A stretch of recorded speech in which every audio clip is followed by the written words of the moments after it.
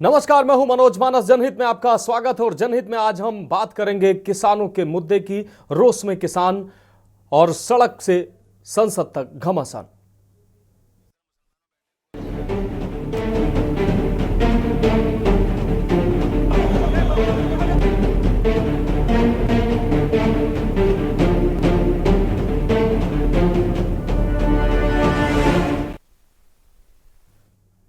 तो रोष में किसान, मांगों पर घमासान। 10% भूखंड देने समेत मांगों को लेकर चल रहे आंदोलन में गिरफ्तार किसानों को रिहा करने समेत मांगों को लेकर जेल भरो आंदोलन किसानों के द्वारा चलाया जा रहा है। शनिवार को किसानों के दिल्ली कूच करने की सूचना पर नोएडा परी चौक में सवेरे से ही भारी संख्या में पुलिस, पीएसी समेत आरपीएफ के महिला जवान भी तैनात की गई थी। करीब 12 बजे तुगलकपुर गांव की ओर से नारेबाजी करते हुए 30 से अधिक किसान महिलाएं परी चौक पहुंची। किसानों के परी चौक पर पहुंचते ही पुलिस ने उनको चारों ओर से घेर लिया, किसानों को गिरफ्तार करके जेल भेज दिया। उसके आधे घंटे के बाद दादरी के एनटीपीसी के नजदीक के गांव के किसान और महिलाएं नारेबाजी करते हुए परी चौक पर पहुंची। इनमें से 40 से अधिक महिलाएं भी शामिल थी। महिलाओं को पुलिस ने गिरफ्तार करने के दौरान काफी देर तक धक्का मुक्की भी किसानों और पुलिस के बीच देखने को मिली। महिलाएं जमीन पर बैठकर नारेबाजी करती रहीं। पुलिस ने उनको उठाकर बस में भरकर जेल भेज दिया। वहीं प्रदर्शनकारी किसानों का कहना है कि पुलिस और प्रशासन की तानाशाही चल रही है। आंदोलन को दबाने के लिए उनके नेताओं को जेल भेजा जा रहा है, लेकिन किसान अपना हक लेकर रहेगा। किसानों का जेल भरो आंदोलन जारी रहेगा। वहीं सभी फसलों पर एमएसपी गारंटी कानून समेत कई अन्य मांगों को लेकर संयुक्त किसान मोर्चा, गैर राजनीतिक और किसान मजदूर मोर्चा के नेतृत्व में किसान हरियाणा पंजाब के शंभू बॉर्डर और खनौरी सीमा पर प्रदर्शन कर रहे हैं। किसान नेता सरवन सिंह पढ़ेर ने कहा कि शुक्रवार दिल्ली जाने से प्रशासन ने किसानों के पहले जत्थे को रोकने के लिए आंसू गैस के गोले दागे, जिसमें 20 किसान जख्मी हुए हैं। उन्होंने कहा, आज सबको मिलकर हम लोग सबसे बात कर रहे हैं। शनिवार को किसान संगठनों के नेताओं से बातचीत करने और उसके बाद आंदोलन की मजबूत रणनीति बनाई जाएगी। सरवन सिंह पढ़ेर ने कहा कि शनिवार को सरकार अगर वार्ता नहीं करती है तो 101 किसानों का जत्था 8 दिसंबर यानी कि रविवार को दोपहर 12 बजे दिल्ली की ओर फिर से कूच करेगा। वहीं दूसरी ओर शंभू बॉर्डर पर दिल्ली कूच के लिए निकले पंजाब के किसानों को हरियाणा के किसान संगठनों ने इस आंदोलन से किनारा कर लिया है। किसान नेताओं का कहना है कि मांगों का हम समर्थन जरूर करते हैं, लेकिन आंदोलन में हम साथ नहीं हैं। भारतीय किसान यूनियन चढ़ूनी और भारतीय किसान यूनियन संयुक्त किसान मोर्चा ने भी इस आंदोलन से दूरी बना ली है। सोनीपत में भी 20 गांव के सरपंच दिल्ली कूच के विरोध में उतर आए हैं। उनका कहना है कि किसी भी हालत में किसानों को हरियाणा में टेंट नहीं लगाने देंगे। वहीं शंभू बॉर्डर पर किसान और हरियाणा पुलिस और अर्धसैनिक बल के जवानों के बीच तानातनी से हरियाणा सीमाओं पर नाकेबंदी कर दी गई है। इससे राहगीरों को परेशानी हुई है। अंबाला के 11 गांव में इंटरनेट सेवाओं को भी बंद किया गया है, जिससे भी लोग परेशान हैं। भारतीय किसान यूनियन चढ़ूनी के राष्ट्रीय अध्यक्ष गुरनाम सिंह चढ़ूनी ने कहा कि संयुक्त किसान मोर्चा के दिल्ली कूच को लेकर शुरू किए गए आंदोलन से वे अलग हैं। इस आंदोलन में शामिल किसान संगठनों ने उन्हें इसमें शामिल नहीं किया है। वहीं नोएडा प्राधिकरण से नाराज किसानों के मुद्दे को लेकर थोड़ी देर में यूपी के मुख्य सचिव मनोज कुमार सिंह नोएडा में अफसरों के साथ अहम बैठक करने जा रहे हैं। इस बैठक में तीनों प्राधिकरणों के सीईओ, डीएम, एसीईओ और लैंड डिपार्टमेंट के अफसर मौजूद रहेंगे। पुलिस के अफसर भी इस बैठक में मौजूद रहेंगे। किसानों के साथ साथ सिविल डिपार्टमेंट के कार्यों की समीक्षा भी करेंगे। मुख्य सचिव के कैंप ऑफिस में ये बैठक होगी। वहीं कल किसान नेता सरवन सिंह पढ़ेर ने जब उनके दिल्ली कूच को असफल किया गया तो उनके द्वारा बयान भी सामने आया। उस बयान को हम आपको सुनाते हैं। हमारे साथ एक दुश्मन देश जैसा व्यवहार क्यों कर रही है सरकार? हम इस देश के नागरिक हैं और इस देश के लिए हमने बहुत बड़ी कुर्बानियां की है। आरएस हमें बताए कि देश की आजादी में उनकी क्या कुर्बानियां हैं और पंजाबियों की, देश के किसान मजदूर का देश की आजादी में क्या योगदान है। हमने केंद्रीय पूल में जब देश के नेता बाहर से अनाज के लिए भीख मांगने जाते थे तो इस पंजाबियों ने, हरियाणा ने, हरे इनकलाब जो यहाँ लाया गया, इतना अनाज उगाया, देश को आत्मनिर्भर कर दिया, उसकी सजा मिल रही है हमें। इसलिए हमारे साथ ऐसा किया जा रहा। तो पूरी दुनिया ने देखा, 5वीं बड़ी महाशक्ति दुनिया की 100 के जत्थे के ऊपर जिस तरह से उन्होंने बर्बरतापूर्ण जबर किया है, जिस तरह से हमारे नेताओं को जख्मी किया, ये पूरे देश ने देखा। हमने कल भी कहा था, आज भी कह रहे हैं, ये नैतिक तौर पर किसान आंदोलन दिल्ली 2 की जीत है। अब मोदी जी कोई भी उनके पास दलील नहीं है, अपील नहीं है कि हमें पीसफुली आगे बढ़ने से क्यों रोका जा रहा है। ये पता नहीं क्या ड्रामा कर रहे हैं। तो मुख्य सचिव आपको बता दें आज नोएडा में बातचीत करने वाले हैं और नोएडा प्राधिकरण से जो किसान नाराज हैं उनसे मुख्य सचिव मनोज कुमार सिंह आज बातचीत करने वाले हैं। वहीं शंभू बॉर्डर की अगर बात करें तो शंभू बॉर्डर में आज किसान बातचीत के लिए इंतजार कर रहे हैं कि सरकार उनसे बातचीत करे और अगर बातचीत नहीं होती है तो कल वो फिर से कूच करेंगे। हमारे साथ इस विषय पर चर्चा के लिए तमाम मेहमान हमारे साथ जुड़ चुके हैं। उससे पहले हमारे जो सहयोगी जुड़े हुए हैं उनसे हम उनके पास जाते हैं और चर्चा करते हैं। विनीत कुमार सहयोगी सोनीपत से हमारे साथ जुड़ चुके हैं, सुखविंदर सैनी संवाददाता हरियाणा हमारे साथ जुड़ चुके हैं, वहीं अशोक द्विवेदी नोएडा से हमारे साथ जुड़ चुके हैं। आपकी प्रतिक्रिया के बाद हम अपने मेहमानों के पास जाएंगे। सबसे पहले विनीत आपके पास आएंगे। किसानों के आंदोलन की अगर बात की जाए, आज किसानों ने जो आज का दिन रखा है, वार्ता के लिए रखा, कल फिर से किसान कुछ करने की बात कह रहे हैं। क्या कुछ अहम अपडेट, क्या कुछ रणनीति किसानों की तरफ से निकलकर सामने आ रही है विनीत? बिल्कुल मनोज, देखिए कल जिस तरह से 101 किसानों ने कूच किया था, संयुक्त किसान मोर्चा और किसान मजदूर मोर्चा के जो 101 किसान थे वो जत्थेबंदी के साथ आगे बढ़ रहे थे। अंबाला के शंभू बॉर्डर पर उन्हें रोक लिया गया था। हालांकि कुछ किसान वहां से दिल्ली की तरफ बढ़ भी रहे थे, जिनके साथ जो है टीयर गैस का इस्तेमाल किया गया, लाठीचार्ज उन पे किया गया। हालांकि इस दौरान 6 से लेकर 8 किसान घायल हुए। वहीं जो किसान नेता है सरवण सिंह पंढेर, उन्होंने जो है साफ साफ प्रेस कॉन्फ्रेंस करके कहा है कि क्या केंद्र सरकार और राज्य सरकार किसानों की बात मानने के लिए तैयार नहीं है। हालांकि उन्होंने ये भी विकल्प दिया है कि किसान वो जो है बातचीत करने के लिए तैयार है। अगर सरकार उनसे बात करना चाहती है तो वो बातचीत करके निपटारा कर सकते हैं। किसी भी समस्या का समाधान बातचीत से निपटाया जा सकता है। हालांकि पंढेर ने यह भी कहा है कि क्या किसान जो कि अन्नदाता है वो इतने बेकार है कि किसानों को यहाँ से जाने नहीं दिया जा रहा है, बॉर्डर क्रॉस नहीं करने दिया जा रहा है, क्योंकि वो संवैधानिक तरीके से अपनी मांग को रखते हुए दिल्ली जाना चाहते हैं। हालांकि मनोज, देखा जाए तो अभी सोनीपत में भी कुछ लोगों ने इसका विरोध किया है, क्योंकि पिछली बार जब किसान आंदोलन हुआ था, लॉकडाउन के समय किसान आंदोलन था, उससे काफी फाइनेंशियल जो है क्षति हुई थी और लोगों को समस्याओं का सामना करना पड़ा था। लेकिन मनोज, जब देखने वाली बात यह है कि आखिर 24 घंटे का अल्टीमेट सरवण सिंह पंढेर ने दिया था कि आखिर 24 घंटे पूरे होने वाले हैं कि क्या सरकार इनकी बात मानती है। मनोज, हाँ, निश्चित रूप से विनीत हमारे साथ आप जुड़े रहिए। सुखविंदर सैनी हमारे साथ जुड़ चुके हैं हरियाणा से। सुखविंदर, अगर किसान आंदोलन की रूपरेखा की बात की जाए तो किसानों का साफ तौर पर कहना था कि किसान सरकार अगर हमसे बातचीत करती है तो हम बातचीत के लिए तैयार हैं, नहीं तो हम एक बार फिर से दिल्ली कूच की तैयारी करेंगे। और स्पष्ट आज संदेश दिया गया है सरवण सिंह पंढेर के द्वारा कि अगर शनिवार को सरकार हमसे बात नहीं करती है तो रविवार को 12 बजे फिर से किसानों का एक जत्था दिल्ली की कूच के लिए तैयार है। इस बीच अभी तक कोई ऐसे संकेत नहीं मिल रहे हैं कि सरकार उनसे बातचीत करने के मूड में है। लेकिन एक और अहम अपडेट इसमें सामने आया है कि हरियाणा के जो किसान संगठन है वो पंजाब के किसानों के इस आंदोलन से अपने आप को अलग करते नजर आ रहे हैं। वो कह रहे हैं कि हमारा नैतिक समर्थन तो है, मांगों में हमारा समर्थन है, लेकिन इस आंदोलन से हमको कोई लेना देना नहीं है। जो सरकार की तरफ से कोई भी बात की बात सामने नहीं आई है। हालांकि सरवण सिंह पंढेर ने कल एकदम क्लियर किया था कि अगर शनिवार को सरकार हमारी बात नहीं सुनती, हमारे साथ बातचीत नहीं करती और इतवार को फिर दोबारा जो दिल्ली कूच किया गया जी। इसी दौरान जो बात सामने आ रही है कि किसान जथेबंदियां सिर्फ सरवण सिंह पंढेर और जगजीत सिंह डल्लेवाल को छोड़ के और कोई भी किसान जथेबंदी अभी तक आगे नहीं आई है।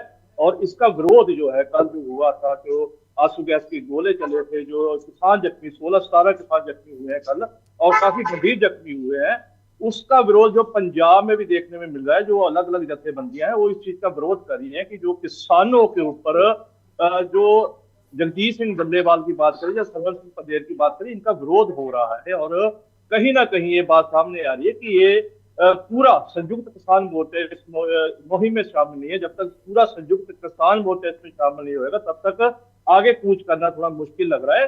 लेकिन अभी तक अपडेट बताए कि सरकार ने अभी तक किसानों के साथ कोई बातचीत नहीं की, अभी कोई रणनीति भी जो किसानों के सामने नहीं आई।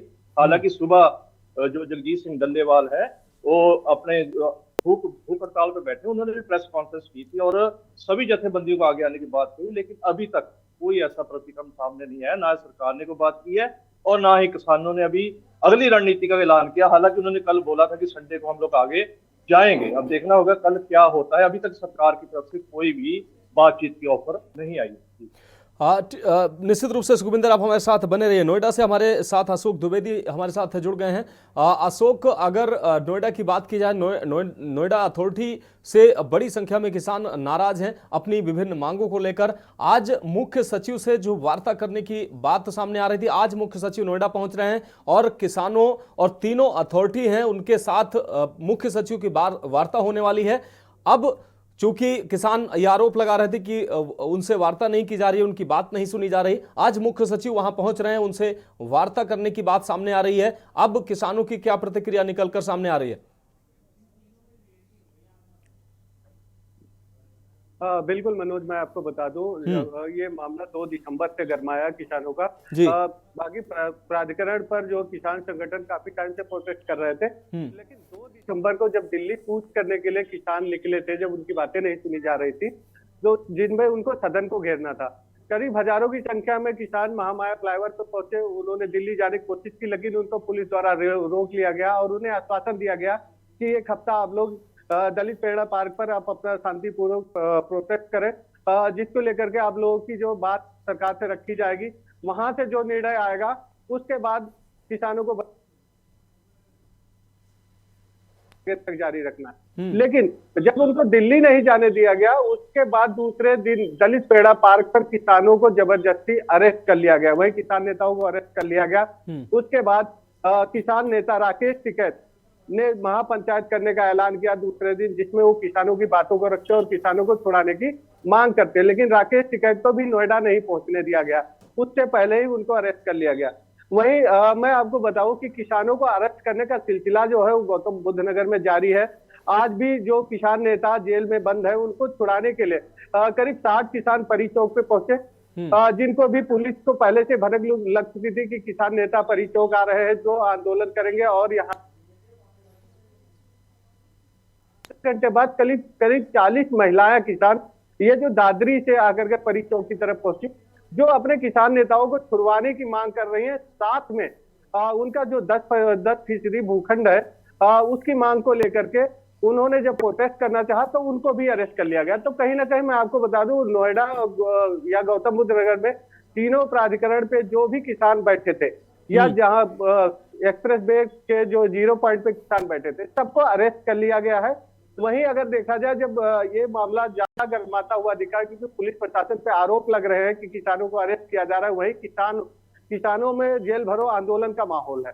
तो जितने भी किसान नेता हैं या जो वैसे फार्मर जो बाहर निकलते हैं, उनको अरेस्ट कर लिया जा रहा है, सबको जेल भेजा जा रहा है, जिसको लेकर करके आज मुख्य सचिव मनोज कुमार सिंह ने संज्ञान लिया है, जो आज नोएडा में तीनों प्राधिकरण के सीयू और एसीयू और नोएडा के जो डीएम हैं उनके साथ बैठक करेंगे, जिसमें कुछ किसान नेता को भी बताया जा रहा है कि किसान नेता भी शामिल होंगे। लेकिन किसान नेता शामिल होने की जो उम्मीद है वो काफी कम दिख रही है मनोज, क्योंकि किसान नेता लगभग ज्यादातर नेताओं को जेल भेज दिया गया है। अगर कुछ नेता बाहर हैं भी तो उनको घर में ही नोएडा पुलिस द्वारा नजरबंद करके रखा गया। तो आज बड़ा फैसला यह है कि जो मुख्य सचिव आ रहे हैं इनके कैंप कार्यालय पे सेक्टर 14A में, ये तीनों प्राधिकरण के सीईओ और डिप्टी सीईओ के साथ में इनकी मीटिंग होगी। फिर उसके बाद किसानों के हक में क्या फैसला आएगा, इसकी रणनीति तय की जाएगी। तो उसके बाद में किसानों को जेल में रखा जाता है या जेल से छोड़ा जाता है, या किसानों को दोबारा प्रोटेस्ट करने की अनुमति दी जाती है, ये मामला जो है इनके जो अभी थोड़ी देर में कैंप कार्यालय पे इनका जो कमेटी बैठेगी और कमेटी की बैठक में निर्णय लिया जाएगा। मनोज, निश्चित रूप से अशोक हमारे साथ जुड़े रहिए। विनीत, आपसे एक छोटी सी प्रतिक्रिया, जिस तरीके से पंजाब के किसानों की इस प्रदर्शन पर हरियाणा के किसानों की प्रतिक्रिया आई है, संयुक्त किसान मोर्चा की बात कर ली जाए, चढ़ूनी संगठन की अगर बात कर ली जाए, उन्होंने साफ तौर से कहा है कि हमें इस प्रदर्शन से हमारा कोई लेना देना नहीं, हमारा नैतिक समर्थन जरूरी है। तो क्या लगता है आपको कि किसान अब बढ़ते नजर आ रहे हैं और ऐसे में किसान आंदोलन जो है वो उसकी जो धार है वो कुंद हो जाएगी? बिल्कुल, देखिए मनोज, ये आंदोलन जो है अब की बार कहीं ना कहीं 2 गुटों में बढ़ता नजर आ रहा है, क्योंकि किसान मोर्चे के ही अलग अलग जो है किसान नेता है वो ही एक साथ होकर नहीं चल रहे हैं। तो वही देखा जाए तो जिस तरह से गुरनाम सिंह चढ़ूनी का बयान है कि हम इस किसान आंदोलन में हिस्सा नहीं लेंगे, इससे हमारा कोई मतलब नहीं है, वही किसानों के जो सोनीपत है, सोनीपत के काफी किसानों का सहयोग इस आंदोलन को नहीं मिल रहा है। लेकिन पंजाब के किसान जो हैं वो लगातार यही कहते नजर आ रहे हैं कि जो ये आंदोलन है हम संवैधानिक तरीके से करते आ रहे हैं, वही ना तो हम ट्रैक्टर ट्रॉलियां लेके हम जो है कूच कर रहे हैं, केवल हम पैदल जो है अनुमति लेने के बाद 101 किसान यहाँ से निकल रहे थे। लेकिन कहीं ना कहीं मनोज, ये जो आंदोलन रोकने की प्रतिक्रिया है इसको सरवण सिंह पंढेर ने सरकार का, जो केंद्र सरकार है, राज्य सरकार का तानाशाही रवैया बताया है। लेकिन अब देखना यह है कि जो 24 घंटे अब बीत जाएंगे उसके बाद जो निर्णय आएगा, आखिर किसान का जो आंदोलन है आगे बढ़ेगा या फिर यही जो स्थगित हो गया समाप्त होगा। मनोज, निश्चित रूप से विनीत, इस तमाम जानकारी के लिए आपका बहुत शुक्रिया। अशोक, आप हमारे साथ जुड़े, आपका भी बहुत शुक्रिया। और सुखविंदर सैनी, आप हमारे साथ जुड़े, आपका भी बहुत शुक्रिया। फिलहाल विषय यही है कि किसानों में रोष लगातार बना हुआ है, लेकिन किसान अपनी मांगों के लिए अड़े हुए हैं। इस बीच नोएडा अथॉरिटी से जो किसान नाराज है उनसे बातचीत करने के लिए आज यूपी के मुख्य सचिव मनोज कुमार नोएडा पहुंच रहे हैं और किसानों के बीच वो वार्ता करेंगे। उनकी जो प्रमुख मांगे हैं उन मांगों पर विचार हो सकता है। लेकिन अगर पंजाब और हरियाणा के किसानों की अगर बात की जाए तो पंजाब के किसानों में आज कल की घटना को लेकर आज भी रोष देखने को मिला है और अहम रणनीति बनाई जा रही है। और कल पंजाब के किसानों का कहना है, सरवण सिंह पंढेर का कहना है कि अगर आज सरकार हमसे बातचीत नहीं करती है तो रविवार को वो फिर से एक बार दिल्ली कूच का ऐलान कर सकते हैं। वहीं दूसरी ओर हरियाणा के किसान संगठन जो हैं वो पंजाब के किसानों के इस आंदोलन को नैतिक समर्थन की बात तो कर रहे हैं, लेकिन वो अपने आप को इस प्रदर्शन से दूर दिखाने की कोशिश कर रहे हैं। और इस विषय पर इस महत्वपूर्ण विषय पर चर्चा करने के लिए हमारे साथ मेहमानों का एक बेहतरीन पैनल जुड़ चुका है। विरल मलिक जी बीजेपी प्रवक्ता हमारे साथ जुड़ चुके हैं, सौरभ सचदेवा कांग्रेस नेता हमारे साथ दिल्ली से जुड़ चुके हैं, मुकेश सिंह वरिष्ठ पत्रकार हरियाणा से हमारे साथ जुड़ चुके हैं, साथ ही रुस्तम अली किसान नेता हमारे साथ जुड़ चुके हैं, सुधीर सिंह चौहान किसान नेता हैं, कुछ ही पल में वो हमारे साथ जुड़ने वाले हैं। आप सभी मेहमानों का बहुत स्वागत करते हुए सबसे पहला सवाल रुस्तम अली आपसे। रुस्तम अली, जिस तरीके से पंजाब के किसानों की अगर बात की जाए, पंजाब के किसानों ने शुक्रवार को दिल्ली कूच का ऐलान किया, उनके जो दिल्ली कूच को नाकाम किया गया, पुलिस और प्रशासन ने उनको आगे बढ़ने नहीं दिया। अब आज वो जो पंजाब के किसान आज अहम रणनीति बना रहे हैं और कह रहे हैं कि आज जो अगर हमसे बात सरकार नहीं करती है तो कल यानी कि रविवार को हम फिर से दिल्ली कूच कर सकते हैं। इस बीच बड़ा अपडेट यह सामने आया है कि हरियाणा के किसानों का समर्थन ही नहीं है जो पंजाब के किसान और इस प्रदर्शन को, चढ़ूनी ने साफ तौर पर कहा कि इस प्रदर्शन से हमारा कोई लेना देना नहीं है। अनम्यूट कर लीजिए रुस्तम अली जी।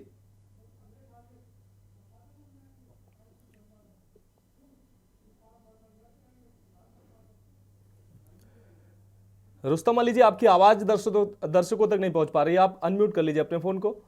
जी जी जी जी जी जी आवाज आ रही है। हेलो जी जी रुस्तम अली जी, आप बात रख सकते हैं अगर सवाल आपने सुन लिया तो। हाँ जी गल इदां है जी, अपना की कहने ਅਸੀਂ ਅੱਜ ਸਰਕਾਰ ਦਾ ਅਸੀਂ ਦੇਖ ਰਹੇ ਹਾਂ ਕਿ ਸਰਕਾਰ ਦਾ ਕੀ ਰਵੱਈਆ ਕਿਸਾਨਾਂ ਦੇ ਪ੍ਰਤੀ, ਸਰਕਾਰ ਸਾਡੀ ਕਿਸਾਨਾਂ ਦੀ ਗੱਲ ਸੁਣਨਾ ਚਾਹੁੰਦੀ ਹੈ ਜਾਂ ਨਹੀਂ। ਅਸੀਂ ਅੱਜ ਦਾ ਦਿਨ ਇਸ ਲਈ ਆਪਣਾ 101 ਬੰਦੇ ਦਾ ਜਥਾ ਰੋਕਿਆ ਹੋਇਆ ਕਿ ਅਸੀਂ ਦੇਖੀਏ ਜੀ ਸਰਕਾਰ ਸਾਡੀ ਗੱਲ ਸੁਣਨਾ ਚਾਹੁੰਦੀ ਹੈ ਜਾਂ ਨਹੀਂ। ਕੱਲ ਨੂੰ 101 ਬੰਦੇ ਰਵੀਵਾਰ ਦਿੱਲੀ ਵੱਲ ਨੂੰ ਕੂਚ ਕਰੇਗਾ। ਜਿੱਦਾਂ ਤੁਸੀਂ ਕਿਹਾ ਹੈ ਕਿ ਸਾਡੇ ਨਾਲ ਹਰਿਆਣੇ ਦੇ ਜਿਹੜੇ ਕਿਸਾਨ ਸਮਰਥਨ ਨਹੀਂ ਦੇ ਰਹੇ, ਚੜੂਨੀ ਦੀ ਯੂਨੀਅਨ ਉਹ ਨਹੀਂ ਦੇ ਰਹੀ, ਤੇ ਅਸੀਂ ਇਹਨਾਂ ਚੀਜ਼ਾਂ ਦੇ ਉੱਤੇ ਬਹੁਤ ਉੱਪਰ ਉੱਠ ਚੁੱਕੇ ਹਾਂ। ਕਿਉਂਕਿ ਮਸਲਾ ਇਹ ਆ, ਉਹ ਬੀਜੇਪੀ ਸਰਕਾਰ ਨੂੰ ਵੀ ਪਤਾ ਹੈ, ਆਮ ਲੋਕਾਂ ਨੂੰ ਵੀ ਪਤਾ ਹੈ ਕਿ ਕਿਸਾਨ ਦੀ ਜਿਹੜੀ ਮੰਗਾਂ ਹੈ ਉਹ ਬਿਲਕੁਲ ਵਾਜਬ ਨੇ। ਹੁਣ ਸਾਡੇ ਨਾਲ ਸਰਕਾਰ ਜੁੜਦੀ ਆ ਜਾਂ ਸਰਕਾਰ ਸਾਡੇ ਮਸਲੇ ਹੱਲ ਕਰਨ ਦੇ ਲਈ ਸਾਡੇ ਨਾਲ ਤੁਰਦੀ ਆ ਤਾਂ ਸਾਨੂੰ ਇਹਦੇ ਤੱਕ ਵੀ ਕੋਈ ਪਰਵਾਹ ਨਹੀਂ। ਅਸੀਂ ਇਹ ਚਾਹੁੰਦੇ ਆ ਕਿ ਜਿਹੜੇ ਸਾਡੇ ਮਸਲੇ ਆ ਉਹ ਅਸੀਂ ਉਦੋਂ ਤੱਕ ਮੰਗਦੇ ਰਹਾਂਗੇ ਜਦੋਂ ਤੱਕ ਸਾਡੇ ਉਹ ਪੂਰਨ ਨਹੀਂ ਹੋਣਗੇ। ਕਿਉਂਕਿ ਪਹਿਲਾਂ ਵੀ ਅਸੀਂ 750 ਦੇ ਉੱਪਰ ਆਪਣੇ ਕਿਸਾਨਾਂ ਦੀ ਜਿਹੜੀ ਸ਼ਹੀਦੀਆਂ ਦਿੱਲੀ ਅੰਦੋਲਨ ਦੇ ਵਿੱਚ ਅਸੀਂ ਗਵਾ ਚੁੱਕੇ ਹਾਂ ਤੇ ਅਸੀਂ ਹੁਣ ਵੀ ਤਿਆਰ ਹਾਂ। ਕੋਈ ਗੱਲ ਨਹੀਂ, ਸ਼ਹੀਦੀ ਹੁੰਦੀ ਆ ਤਾਂ ਹੋ ਜਵੇ, ਪਰ ਮਸਲਾ ਇਹ ਆ ਕਿ ਸਾਡਾ ਪੰਜਾਬ ਦਾ ਜਿਹੜਾ ਕਿਸਾਨ ਆ ਉਹ ਪਿੱਛੇ ਉਦੋਂ ਤੱਕ ਨਹੀਂ ਮੁੜੇਗਾ ਜਦੋਂ ਤੱਕ ਸਾਡੇ ਜਿਹੜੇ ਮਸਲੇ ਹੱਲ ਨਹੀਂ ਹੋਣਗੇ। ਇਸ ਕਰਕੇ ਸਾਡੇ ਟੱਲੇਵਾਲ ਨੇ ਉਹ ਵੀ ਮਰਨ ਵਰਤ ਦੇ ਬੈਠੇ ਆ। ਜੇ ਉਹਨਾਂ ਤੋਂ ਬਾਅਦ ਇਹ ਲੜੀਵਾਰ ਚੇਨ ਚੱਲਦੀ ਰਹੂਗੀ। ਤੇ ਅਸੀਂ ਇਹ ਚਾਹੁੰਦੇ ਹਾਂ ਕਿ ਸਰਕਾਰ ਆ ਉਹ ਕਿਸੇ ਵੀ ਤਰੀਕੇ ਦੇ ਨਾਲ ਸਾਡੀਆਂ ਜਿਹੜੀਆਂ ਜਾਇਜ਼ ਮੰਗਾਂ ਹੈ ਉਹ ਮੰਨੇ। ਤੇ ਅਸੀਂ ਚਾਹੁੰਦੇ ਹਾਂ ਕਿ ਸਰਕਾਰ ਆ ਜਿਹੜੀ ਉਹ ਜੇ ਤਕਰਾਰ ਨਹੀਂ ਚਾਹੁੰਦੀ, ਜੇ ਸਰਕਾਰ ਚਾਹੁੰਦੀ ਆ ਕਿ ਅਸੀਂ, ਕਿਉਂਕਿ ਕੱਲ ਵੀ ਸਾਡੇ ਉੱਤੇ ਉਹਨਾਂ ਨੇ ਮਿਰਚ ਦੀ ਵੀ ਆਪਣਾ ਸਪਰੇਅ ਕੀਤੀ ਆ, ਅਥਰੂ ਗੈਸ ਦੇ ਗੋਲੇ ਵੀ ਸਿੱਟੇ ਆ, ਸਾਡੇ ਦਰਜਨਾਂ ਜਿਹੜੇ ਕਿਸਾਨ ਆ ਉਹਨਾਂ ਨੂੰ ਜ਼ਖਮੀ ਵੀ ਕੀਤਾ ਹੈ। ਤੇ ਅੱਜ ਕਿਸਾਨ ਦੇ ਕੋਲ ਰਸਤਾ ਕੀ ਆ, ਹੋਰ ਜਰੀਆ ਕੀ ਆ, ਅਸੀਂ ਆਪਣੀ ਮੰਗਾਂ ਕਿਵੇਂ ਪੂਰੀਆਂ ਕਰਵਾ ਸਕੀਏ। ਮੈਂ ਤੁਹਾਡੇ ਤੋਂ ਬੀਜੇਪੀ ਸਰਕਾਰ ਤੋਂ ਇਸ ਮਾਧਿਅਮ ਰਾਹੀਂ ਪੁੱਛਣਾ ਚਾਹੁੰਦਾ ਹੈ ਕਿ ਜੇ ਤੁਹਾਨੂੰ ਤੁਸੀਂ ਸਾਡੀ ਮੰਗਾਂ ਨੂੰ ਵੀ ਜਾਇਜ਼ ਮੰਨਦੇ ਹੋ ਕਿ ਅਸੀਂ ਬਿਲਕੁਲ ਜਾਇਜ਼ ਨੇ, ਠੀਕ ਆ, ਇਸ ਗੱਲ ਤੋਂ ਤਾਂ ਤੁਸੀਂ ਬਿਲਕੁਲ ਮੁੱਕਰ ਨਹੀਂ ਰਹੇ, ਫਿਰ ਅਸੀਂ ਆਪਣੀ ਮੰਗਾਂ, ਜੇ ਆਮ ਲੋਕ ਪਰੇਸ਼ਾਨ ਹੋ ਰਹੇ ਆ, ਸਾਡੇ ਨਾਲ ਬਾਕੀ ਬੰਦੇ ਨਹੀਂ, ਕਾਂਗਰਸ ਪਾਰਟੀ, ਬਾਕੀ ਬੀਜੇਪੀ ਸਰਕਾਰ ਸਾਡੇ ਮਤਲਬ ਇਸ ਮਸਲਿਆਂ ਦੇ ਉੱਤੇ ਪਹਿਰਾ ਨਹੀਂ ਦੇਣਾ ਚਾਹੁੰਦੀ, ਤਾਂ ਅਸੀਂ ਤੁਹਾਨੂੰ ਪੁੱਛਣਾ ਚਾਹੁੰਦੇ ਹਾਂ कि रुस्तम अली जी, हरियाणा के किसानों का साफ तौर कहना है वो आपके इस आंदोलन को समर्थन नहीं दे रहे हैं। उनका कहना है कि इससे पहले जो आंदोलन हुआ उसमें देश को तमाम आर्थिक नुकसान हुआ और इस बार का जो आंदोलन है तो उनका साफ तौर पर कहना है कई संगठनों का कि ज्यादती हो रही है, वो इसको अपना समर्थन नहीं देते हैं। मांगों को उनका समर्थन है लेकिन वो आपके साथ ही नहीं है, फिर आंदोलन ये आपका कहां तक जाएगा? ਆਪਣੇ ਆਪ ਤੁਸੀਂ ਇਹ ਗੱਲ ਕਹੀ ਆ ਕਿ ਕਿਸਾਨਾਂ ਦੀਆਂ ਮੰਗਾਂ ਬਿਲਕੁਲ ਜਾਇਜ਼ ਨੇ। ਹਰਿਆਣੇ ਦਾ ਕਿਸਾਨ ਆ ਜਾਂ ਬੀਜੇਪੀ ਸਰਕਾਰ ਆ, ਉਹ ਸਾਡੀਆਂ ਮੰਗਾਂ ਦੇ ਉੱਤੇ ਸਾਡੇ ਨਾਲ ਨਹੀਂ ਹੈਗਾ। ਇੱਕ ਪਾਸੇ ਤੁਸੀਂ ਮੰਨ ਰਹੇ ਹੋ ਕਿ ਸਾਡੀਆਂ ਮੰਗਾਂ ਬਿਲਕੁਲ ਜਾਇਜ਼ ਨੇ, ਤੇ ਅਸੀਂ ਇਹ ਕਹਿਣਾ ਚਾਹੁੰਦੇ ਹਾਂ ਕਿ ਪੰਜਾਬ ਤਾਂ ਸ਼ੁਰੂ ਤੋਂ ਹੀ ਐਦਾਂ ਚੱਲਦਾ ਆਇਆ ਕਿ ਪੰਜਾਬ ਹਮੇਸ਼ਾ ਇੱਕ ਸੰਘਰਸ਼ੀ ਸੂਬਾ ਹੈ। ਜਦੋਂ ਵੀ ਕਿਤੇ ਸੰਘਰਸ਼ ਦੀ ਗੱਲ ਉੱਠਦੀ ਆ ਤਾਂ ਪੰਜਾਬ ਜਿਹੜਾ ਉਹ ਸਭ ਤੋਂ ਪਹਿਲਾਂ ਸੰਘਰਸ਼ ਦੇ ਲਈ ਤੁਰਦਾ ਹੈ। ਸਾਨੂੰ ਇਹ ਪਰਵਾਹ ਨਹੀਂ ਕਿ ਸਾਡੇ ਨਾਲ ਕੌਣ ਹੈਗਾ ਕੌਣ ਨਹੀਂ, ਸਾਨੂੰ ਪਤਾ ਹੈ ਅਸੀਂ ਆਪਣੀ ਜਗ੍ਹਾ ਬਿਲਕੁਲ ਸਹੀ ਆ। ਪੰਜਾਬ ਦਾ ਜੇ ਕਿਸਾਨ ਐਮਐਸਪੀ ਦੀ ਗੱਲ ਕਰਦਾ ਤੇ ਪੰਜਾਬ ਦਾ ਜਿਹੜਾ ਕਿਸਾਨ ਆ ਉਹ ਐਮਐਸਪੀ ਆਪਣੇ ਪੰਜਾਬ ਸਰਕਾਰ ਜਾਂ ਫਿਰ ਆਪਣੇ ਲੈਵਲ ਤੋਂ ਵੀ ਕਰ ਸਕਦਾ, ਪਰ ਅਸੀਂ ਐਮਐਸਪੀ ਆ ਪੂਰੇ ਇੰਡੀਆ ਦੇ ਲਈ, ਭਾਰਤ ਦੇ ਲਈ ਮੰਗ ਰਹੇ ਆ। ਤੇ ਪੰਜਾਬ ਦਾ ਜਿਹੜਾ ਕਿਸਾਨ ਆ ਜਾਂ ਪੰਜਾਬ ਦੇ ਲੋਕ ਆ ਉਹ ਹਰ ਵਾਰ, ਠੀਕ ਆ, ਆਪਣੇ ਨਾਲ ਬਾਕੀ ਸੂਬਿਆਂ ਨੂੰ ਵੀ ਉਸੇ ਤਰ੍ਹਾਂ ਦੇਖਦੇ ਆ। ਤੇ ਅਸੀਂ ਚਾਹੁੰਦੇ ਆ ਕਿ ਜੇ ਬਾਕੀ ਹਰਿਆਣੇ ਦੇ ਜਿਹੜੇ ਕਿਸਾਨ ਆ ਉਹ ਸਾਡੀ ਵਿਚਾਰਧਾਰਾ ਦੇ ਨਾਲ ਨਹੀਂ ਸਹਿਮਤ, ਸਾਡੇ ਤੌਰ ਤਰੀਕੇ ਦੇ ਨਾਲ ਨਹੀਂ ਸਹਿਮਤ, ਜੇ ਬੀਜੇਪੀ ਸਰਕਾਰ ਵੀ ਸਾਡੇ ਇਸ ਤਰੀਕੇ ਤੋਂ ਨਹੀਂ ਸਹਿਮਤ ਕਿ ਅਸੀਂ ਦਿੱਲੀ ਆਈਏ, ਤੇ ਸਾਨੂੰ ਹੋਰ ਤਰੀਕਾ ਦੱਸਿਆ ਜਾਵੇ ਕਿ ਅਸੀਂ ਆਪਣੀ ਮੰਗਾਂ ਸਰਕਾਰ ਤੋਂ ਕਿਵੇਂ ਪੂਰੀਆਂ ਕਰਵਾਈਏ। ਅਸੀਂ ਤੁਹਾਡੇ ਤੋਂ ਹੀ ਇਹ ਸਵਾਲ ਕਰਦੇ ਹਾਂ ਕਿ ਅਸੀਂ ਆਪਣੀਆਂ ਮੰਗਾਂ ਜਿਹੜੀਆਂ ਜਾਇਜ਼ ਮੰਗਾਂ वो किद्दां सरकार तो पूरियां करवाई जाइए। ठीक है रुस्तम अली जी, हमारे साथ सौरभ सचदेवा जी कांग्रेस नेता हमारे साथ जुड़े हुए हैं। सौरभ सचदेवा जी, आपके पास आते हैं।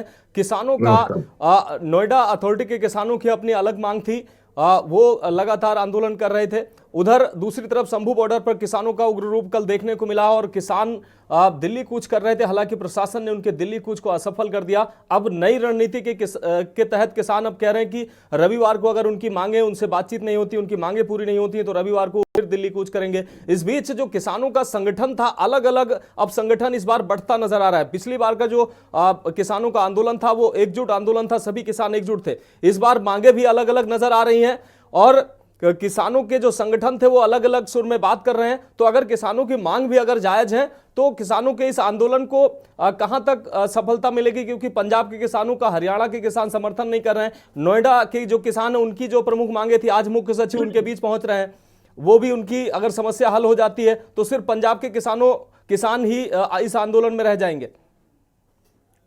सबसे पहले तो मैं आपके और आपके इस चैनल को नमस्कार करता हूं और अपने सभी पैनलिस्ट को नमस्कार करता हूं जी। देखिए जी, सबसे मनोज जी, मेन मुद्दा क्या है वो सोचने की बात है कि किसान मांग क्या रहा है। 750 किसानों ने शहादत दे दी। किस लिए शहादत दे दी? कि एमएसपी को मांगने के लिए। एक एमएसपी की लीगल गारंटी वो लोग मांग रहे हैं। एमएसपी मतलब मिनिमम सपोर्ट प्राइस, मिनिमम मांग रहे हैं वो अपने लिए मैक्सिमम भी कुछ नहीं मांग रहे।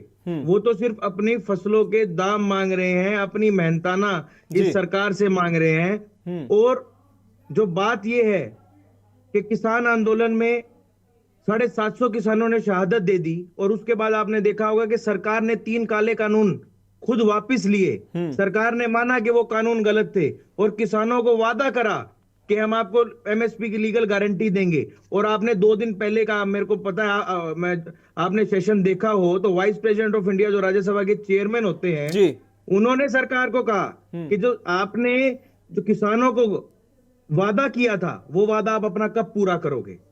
Vice president of India Rajya Sabha chairman ने ये बात सेशन में ऑन रिकॉर्ड ये बात कही कि आप अपना तो सरकार अपने वादा के खिलाफ हो जा रही है।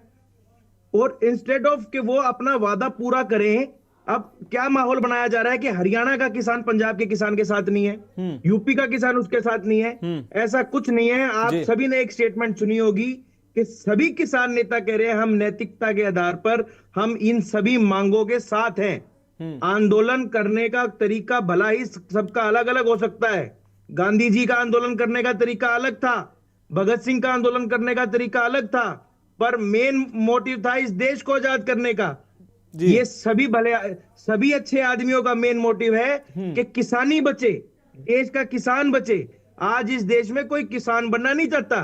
किसान भी अपने बेटे को डॉक्टर बनाना चाहेगा, एडवोकेट बनाना चाहेगा, पर वो अन्नदाता जिसकी हमें दिन में 3 बार जरूरत पड़ती है, हम कुछ भी खाएंगे, कहीं भी जाएंगे, किसी के साथ भी जाएंगे, तो उस अन्नदाता की जरूरत पड़ती है। और क्या प्रोपोगेंडा बनाया जा रहा है कि किसान हरियाणा का उसके साथ नहीं है। और किसान मांग क्या रहा है? दिल्ली जाके अपना आंदोलन, आप बताओ कौन आंदोलन नहीं करता? बिल्कुल। क्या भाजपा सरकार, जो आज सरकार में लोग बैठे हैं, जब ये विपक्ष में थे क्या इन्होंने आंदोलन नहीं किया? क्या सरकार के एमएलए मांग नहीं मानते?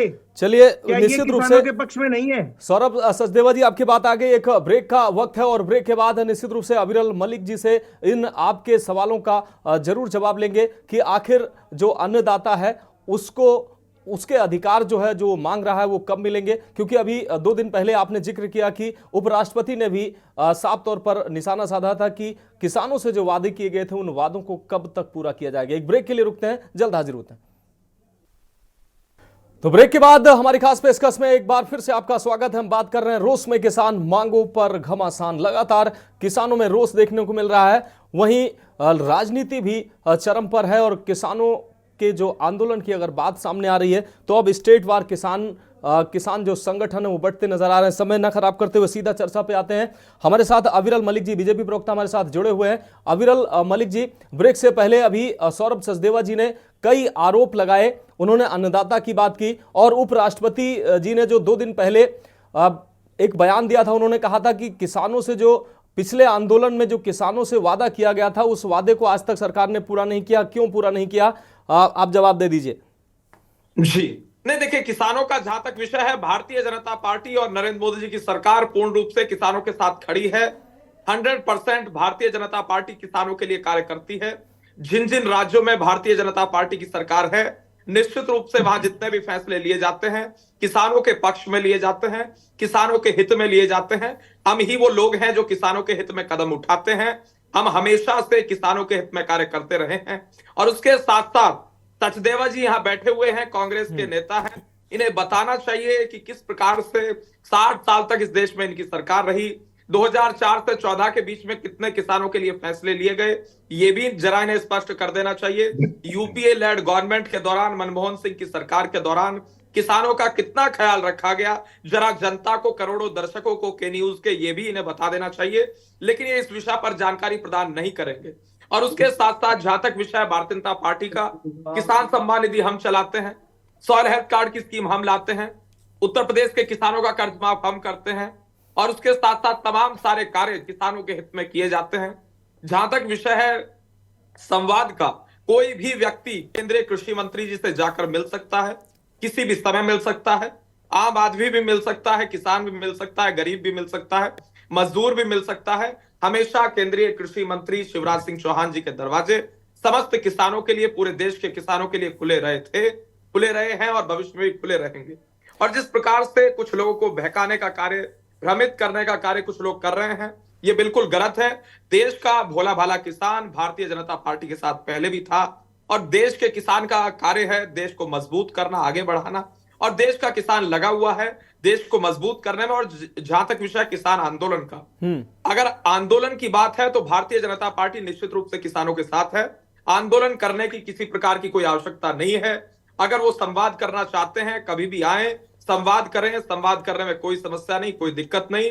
हम पहले भी मिलने के लिए तैयार थे, जब केंद्र में कृषि मंत्री नरेंद्र सिंह तोमर जी थे, राज्य मंत्री, केंद्रीय कृषि राज्य मंत्री कैलाश चौधरी जी थे, तब भी सरकार संवाद करती थी किसानों के साथ। आज भी हम तैयार हैं किसानों के साथ संवाद करने के लिए। इनकी इच्छा है, जब भी मिलना चाहें, जब भी संवाद करना चाहें, कर सकते हैं, कोई आपत्ति नहीं। ठीक है अबरेल मलिक जी, हमारे साथ वरिष्ठ पत्रकार मुकेश सिंह जी जुड़े हुए हैं।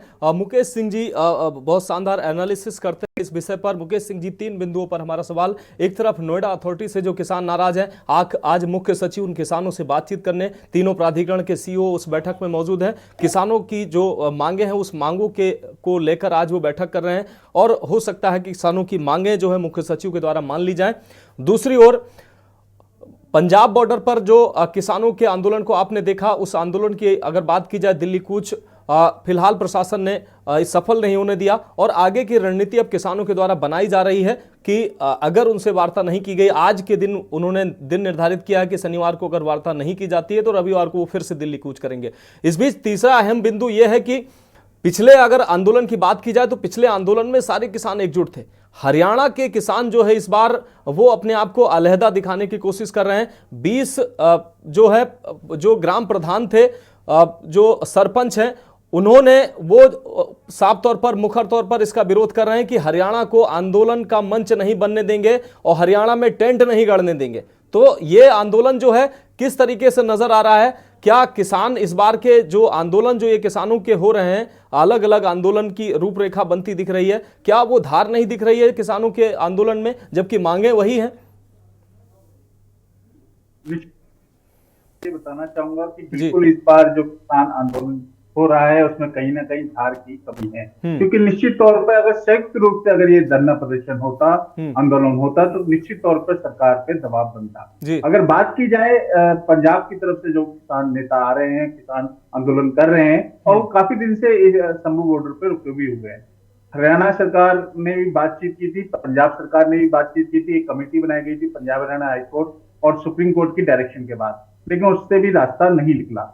और बात की जाए जो अभी आप बता भी देते डिबेट के अंदर कि 20 सरपंचों ने एक मीटिंग की है जिसमें उन्होंने कहा कि सोनीपत के अंदर इनके तंबू को नहीं लगने देंगे। बिल्कुल निश्चित तौर पर, क्योंकि आपको बता दो कि पिछले 2 साल पहले जब ये आंदोलन हुआ था तो कहीं ना कहीं निश्चित तौर पर इंडस्ट्रियल बेल्ट को काफी नुकसान हुआ था, आसपास के लोगों को बहुत परेशानी हुई थी और काफी धरना प्रदर्शन आम लोगों द्वारा भी किया गया था, जिसको लेकर सरपंच इस बार अलर्ट है, हरियाणा सरकार की पुलिस कर्मी भी अलर्ट हैं। और आपको मैं एक चीज और बताना चाहूंगा, जो आप नोएडा का जिक्र कर रहे थे, मेरे को लग रहा है कि निश्चित तौर पर आज जो मनोज जी जो मीटिंग कर रहे हैं तीनों प्राधिकरण के सीईओ के साथ, वो निश्चित तौर पे नोएडा के जो किसानों की जो मांग है, निश्चित तौर पर मेरे को लगता है कि आज किसी न किसी रूप में शाम तक देर रात तक पूरी डिटेल आ जाएगी, उनकी मांगे मान ली जाएगी। लेकिन जो पंजाब की अगर बात करें तो कहीं ना कहीं ये आंदोलन बढ़ता दिख रहा है, क्योंकि हरियाणा के अंदर जब एंट्री हो रही है तो चंदूरी साहब ने साफ तौर पे कह दिया है कि वह इस बार इनके साथ नहीं है। तो कहीं ना कहीं धार में कमी हो जाना, इसको एक अहम बिंदु में मानूंगा, क्योंकि अभी मैं आपके किसान नेता की बात सुन रहा था, वो कह रहे थे कि भारतीय जनता पार्टी ने हमारी मांगे नहीं मानी और हमसे मांगे मनवा के रहेंगे। लेकिन मैं आपसे ये चीज बताना चाहूंगा कि बातचीत से ही रास्ता निकलेगा। किसी तरह का किसी को धमकी देना, ये चीज गलत होगी, क्योंकि अभी पिछले दिन ही शिवराज सिंह चौहान ने अभी सदन के अंदर पटल पे बात रखी कि वो एमएसपी पर प्रतिबद्ध है, जितनी भी किसानों की फसलें हैं वो एमएसपी पे ली जाएंगी, लेकिन वो कब ली जाएंगी वो अभी तक उन्होंने क्लियर नहीं किया। ये भारतीय जनता पार्टी को भी अपने स्तर पर, जो इनके प्रवक्ता है अबरेल मलिक जी मेरे मित्र भी हैं, इनको भी क्लियर करना चाहिए कि वो कब तक हो जाएगी। लेकिन हरियाणा के अंदर अगर बात की जाए तो 24 फसलें एमएसपी पे ली जा रही है, जबकि पंजाब की अगर बात करें, यूपी की बात करें, कर्नाटक की बात करें, हिमाचल की बात करें, राजस्थान की बात करें, तो इन राज्यों के अंदर भी अगर राज्य सरकार चाहे तो एमएसपी के अंदर कई फसलों को ले सकते हैं। जैसे हरियाणा ने लिया है उसी तरह पंजाब को भी लेना चाहिए, क्योंकि पंजाब की तरफ से आंदोलन हो रहा है तो पंजाब सरकार को भी इनिशिएटिव लेते हुए इस मांगों को मानना चाहिए। लेकिन ये केंद्र सरकार के जरिए इस सारी मांगों को बनवाना चाहे तो वो भी आपको मैं बता दूं, टेक्निकली कहीं ना कहीं WTO के अंदर 6 कंट्री भारत सरकार के खिलाफ गई है कि आप किसानों को सब्सिडी देते हैं। आप कहीं भी चेक कर सकते हैं, ये WTO के अंदर 6 देश भारत के किसानों के विरुद्ध भारत सरकार के खिलाफ वहां गए हैं कि भारत सरकार सब्सिडी पे इनकी फसल ले रही है। तो ये कहीं ना कहीं केंद्र सरकार पर भी दबाव है। हाँ, इंटरनेशनल दबाव सरकार पर भी है, बिल्कुल इसमें। और कहीं ना कहीं ये चीजें देखिए, होता है जब सत्ता पक्ष होता है तो उस पर कहीं ना कहीं टेक्निकली दबाव होता ही है। जब किसी भी तरह का आंदोलन होता है तो निश्चित तौर पर बातचीत होनी चाहिए, चाहे सत्ता पक्ष हो या विपक्ष। विपक्ष की कार्यशैली पर भी प्रश्न चिन्ह उठ रहा है कि जब उनकी सत्ता में सरकार थी तब उन्होंने क्या किया। स्वामीनाथन की जो रिपोर्ट थी वो 2019 में भारतीय जनता पार्टी ने उसकी कई सिफारिशें मानी जी, लेकिन 2014 से 2019 तक 5 साल का समय में भारतीय जनता पार्टी ने क्या किया। 2019 में क्यों मानी, 2014 में जब सरकार आ गई थी भारतीय जनता पार्टी की तो 5 साल का डिले क्यों किया गया। स्वामीनाथन आयोग की सिफारिशें तो बहुत पुरानी है। अगर विपक्ष की बात की जाए तो कांग्रेस 10 साल 2004 से लेकर 2014 तक केंद्र में रही, उसने एमएसपी पे क्या किया। अब विपक्ष में है तो वो उनके नेता प्रतिपक्ष कह रहे हैं कि हम ये मांगे हैं, लंबा चौड़ा ट्विटर पे अपना भाषण लिख रहे हैं, तो इस चीज से ये चीजें नहीं होंगी। उनकी जहां जहां सरकारें हैं वहां लोकल जो किसान है उनकी मांगे पूरी की जाए तो कहीं ना कहीं जो किसानों के लिए हित में काम हो पाएगा।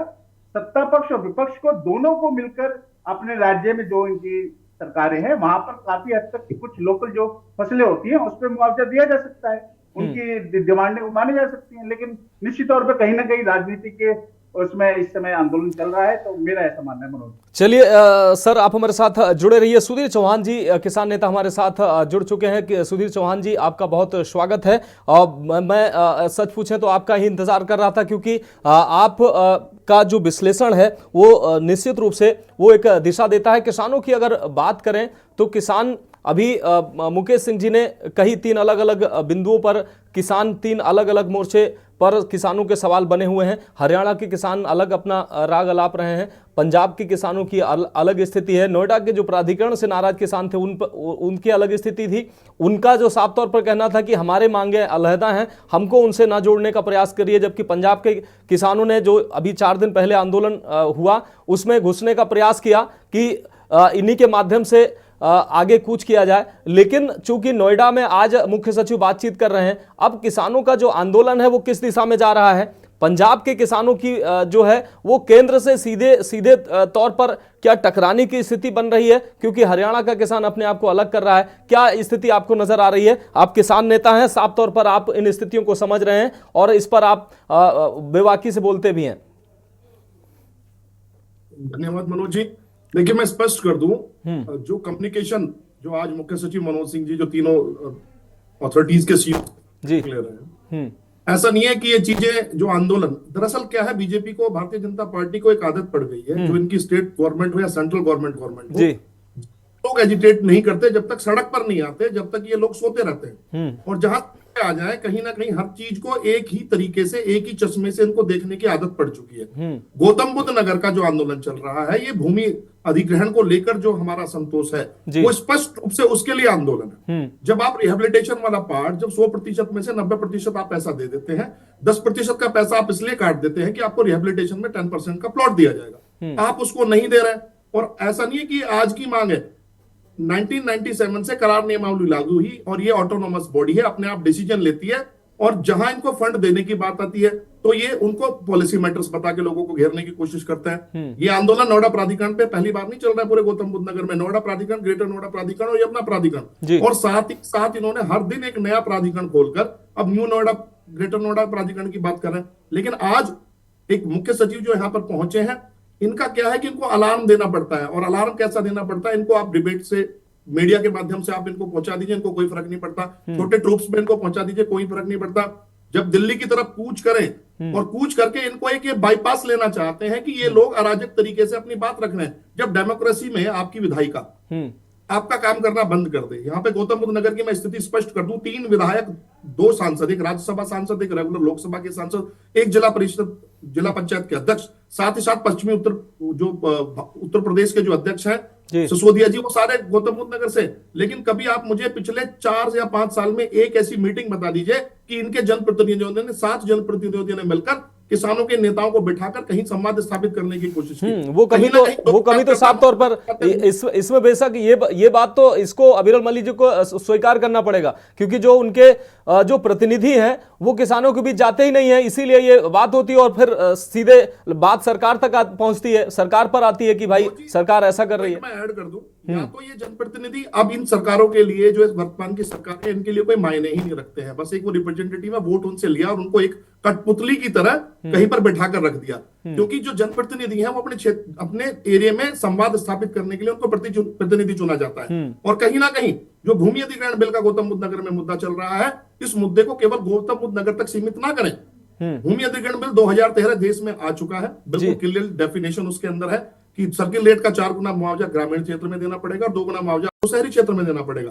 अब इन्होंने एक और क्या स्ट्रेटेजी यहाँ पे अपना लिया कि अगर सर्किल रेट का 4 गुना मुआवजा देना है तो क्यों ना हम 10-10, 12-12 साल तक सर्किल रेट ही रिवाइज नहीं कर रहे हैं। इनसे कोई पूछने वाला हो, गौतम बुद्ध नगर जैसा सेंसिटिव जिला, साथ ही साथ देखिए अब जो है भारत एक विकास की दौड़ में आगे निकल रहा है। मैं इसको बात को एडमिट करता हूं, इंफ्रास्ट्रक्चर डेवलपमेंट होता है, एक्विजिशंस हो रहे हैं, तो एक्विजिशंस में जब हर एक वर्ग का ख्याल रखा जाता है, आप पूंजीपतियों के लिए मीट करते हैं, ग्लोबल इन्वेस्टमेंट्स की बात करते हैं, तो कहीं ना कहीं किसानों के हक, जो रिहेबिलिटेशन वाला पार्ट है, उनके जो मुआवजे वृद्धि की बात है, सर्किल रेट के वृद्धि की बात है, ये आपको करना पड़ेगा। इन कामों को प्रैक्टिकल रूप से करना पड़ेगा। आप अगर पूंजीपतियों का मेला लगा सकते हैं तो किसानों का भी मेला लगाकर उनके ग्रीवेंस को सेटल किया जाना चाहिए। और जहां तक बात है हरियाणा और पंजाब के आंदोलन की, ये लोग इंतजार ही कर रहे थे कि कब ये लोग आगे बढ़े और इनके साथ इनका स्पैट हो। अगर इनको कोई डिसीजन लेना होता, क्या आज सरकार आज बनी है, केंद्र सरकार को बने लगभग 7 से 8 महीने का वक्त बीत गया, नए देश को कृषि मंत्री भी मिल गए, लेकिन इन्होंने कभी अपनी साइड से कोई इनिशिएटिव लिया?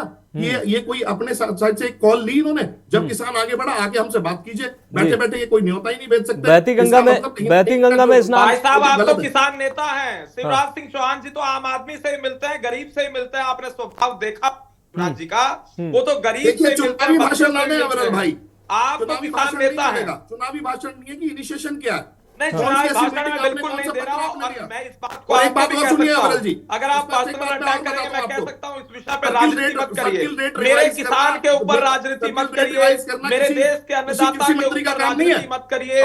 मेरे देश का अन्नदाता है और हम अन्नदाता का ख्याल हमेशा रखते आए हैं। अन्नदाता को जमीन को क्यों छीन रहे हैं आप उनको सर्किल रेट? कोई जमीन नहीं छीन रहा है। अभी 2 मिनट में आप आ जाएंगे अडानी और अंबानी पे। आइए गौतम बुद्ध नगर में आपको दिखाता हूँ मॉडलपुर गांव, ऐसे ऐसे गांव जिनको रिहेबिलिटेशन में 6, 5, 6 और 7% के प्लॉट देने जाते थे। आप वहां पे रोजाना वहां पे फिल्म सिटी बनाने की बात करते हैं। सबसे पहले जब आप जिस जमीन के मालिक ही नहीं है अविरल जी, जब आपको 90% जमीन का ही आपका एक्सक्लूसिव राइट बेचने का है, 10% का आप अलॉटमेंट एक स्लॉट बना के क्यों नहीं कर देते? आपको पहले तो जो एक्विजिशन की 3 कंडीशन होती हैं, इस किसान को अब इतना आप कमजोर ना समझे। एक्विजिशन की फर्स्ट कंडीशन आप पैसे दें, आप कह रहे हैं किसान को कमजोर ना समझे। उसके बाद आपने मोदी जी के ऊपर आरोप लगाना प्रारंभ किया था शुरू में ही। सबसे पहली लाइन जो आपने बोली जी, देश के पहले टारगेट करते हुए बोली थी, देखिए नहीं देखिए ये बात आपको माननी पड़ेगी। न्यूज़ पर आप जैसे ही पधारे, आपने जो पहली लाइन बोली अपना ओपनिंग स्टेटमेंट दिया, क्योंकि अविरल मलिक जी आप जवाब दे दीजिएगा। सुन लीजिए सुधीर चौहान जी को सुन लीजिए। आप अविरल जी आपसे ही जवाब लेंगे, सुन लीजिए सुधीर चौहान जी कह क्या रहे हैं आखिर। अगर ये प्रश्न पूछेंगे केंद्र सरकार के हमें कृषि अधिग्रहण, भूमि अधिग्रहण बिल्कुल लागू, तो क्या मैं अमेरिका के राष्ट्रपति के लिए उंगली उठाऊंगा? अगर मुझे रिहेबिलिटेशन वाला पार्ट उत्तर प्रदेश सरकार से कराना है, जो सोशल इंपैक्ट का काम है, वो क्या मैं जाके कनाडा की सरकार से बोलूंगा? आप लोग या तो आप ऐसा करो, या तो आप देश से बोल दीजिए कि चुने जाने के बाद हमसे कोई प्रश्न ना पूछे, हमारा कोई जस्टिफिकेशन ना ले, हमारे काम का कोई मॉनिटरिंग ना करे और हमारे बारे में कोई बात ना करे। क्या बात करते हैं आप? अरे वो लोग फेलियर थे, कांग्रेस का फेलियर था जब आपको सत्ता मिली है, और जब आपका फेलियर होगा फिर देश सत्ता को बदल देगा। आप बड़े ऐसे क्वेश्चन ना करें जिनका कोई सिर और पैर ना हो।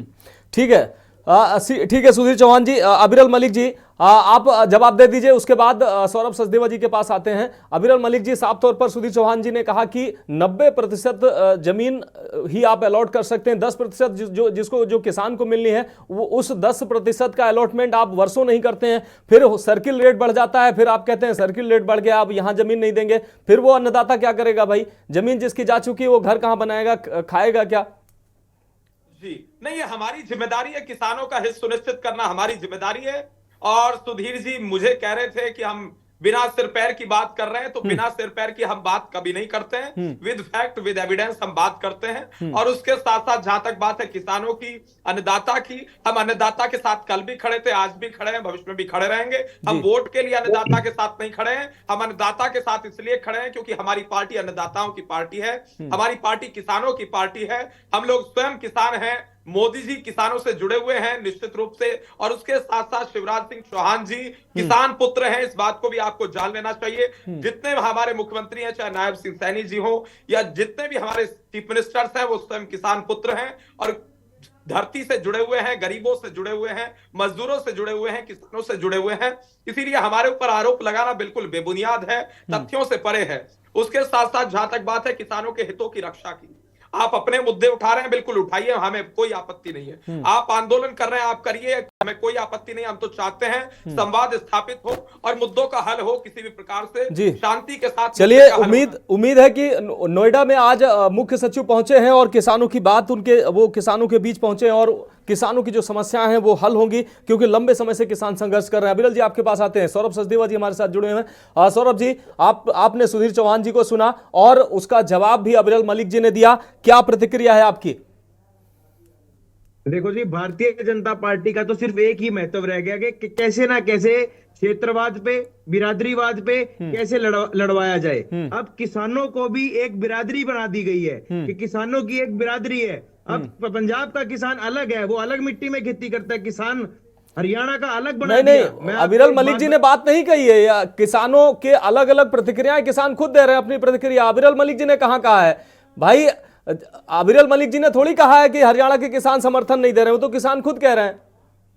अविराज जी की बात नहीं कर रहा मैं, भारतीय जनता पार्टी की बात कर रहा हूं कि किस तरीके से किसानों को एक सिंगल बिरादरी में कन्वर्ट कर दिया, किस तरीके से क्या प्रोपेगेंडा रचा जा रहा है। किसानों ने हरा दिया उत्तर प्रदेश में उपचुनाव में, किसानों ये हरियाणा में किसानों ने नहीं, हरियाणा में लोकतंत्र, हरियाणा में ईवीएम ने हमें हराया है। अच्छा, आपको मैं बता दूं, हरियाणा में जब हमारी सरकार थी ईवीएम ने हरा दिया, झारखंड में नहीं हराया।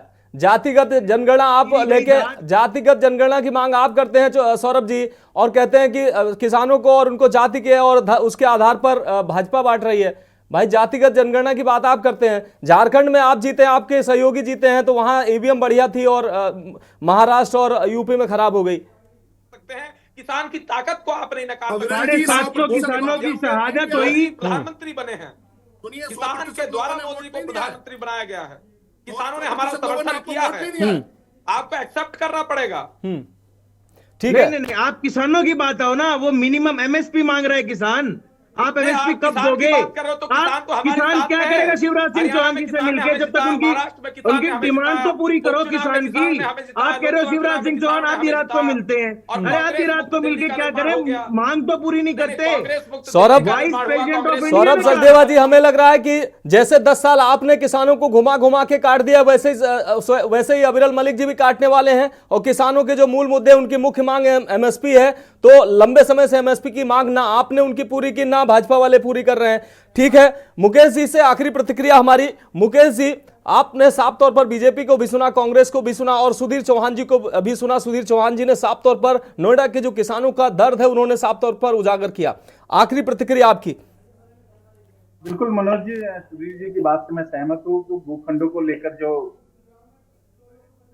काफी दिनों से बहुत पुराना मामला है और निश्चित तौर पर मेरे को लगता है कि आज कोई ना कोई समाधान बिल्कुल निकलना चाहिए। लेकिन उनकी बात से मैं इस बात से भी, सुधीर जी की बात से सहमत हूँ कि जब किसान दिल्ली की तरफ बढ़ते हैं तभी इस तरह से हलचल क्यों होती है। निश्चित तौर पे सरकार को ये समझना चाहिए, भारतीय जनता पार्टी को राष्ट्रीय स्तर पे और निश्चित तौर पर राज्य स्तर पर भी इस चीज को समझना चाहिए। लेकिन अगर बात की जाए कांग्रेस पार्टी की, तो निश्चित तौर पर कांग्रेस आरोप लगा रही है भारतीय जनता पार्टी पर, तो कहीं ना कहीं उन्हें अपने गिरेबान पे भी झांकना चाहिए। अगर राज्य की बात करी जाए, हिमाचल की बात की जाए, कर्नाटक की बात की जाए, तो वहां पर भी आप अपने लोकल लेवल पे, अपने जो आपके राज्य सरकारें हैं, वहां वो किसानों को कहीं हद तक काफी बेनिफिट दे सकते हैं। जिस तरह से हरियाणा, अगर बात की जाए, मैं आप बार बार हरियाणा को इसलिए टारगेट कर रहा हूँ कि हरियाणा के अंदर 24 फसलों को एमएसपी दी जा रही है। 24 फसल तो हरियाणा में होती ही नहीं है, 24 फसलें तो हरियाणा में होती ही नहीं है। अरे ये तो नायब सरकार जो है, भाजपा सरकार, झूठ का पुलिंदा है। मैं आपको चैलेंज देता हूं,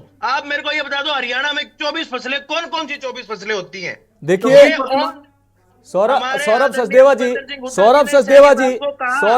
जी, बहुत सारी फसलें ऐसी होती हैं जो कुछ क्षेत्र में कुछ मात्रा में होती है, कुछ क्षेत्र में कुछ, लेकिन जब एमएसपी आती है तो गिनी चुनी फसलों का नहीं होता है, वो तो लिस्ट कई सारी फसलों की बनती है ना।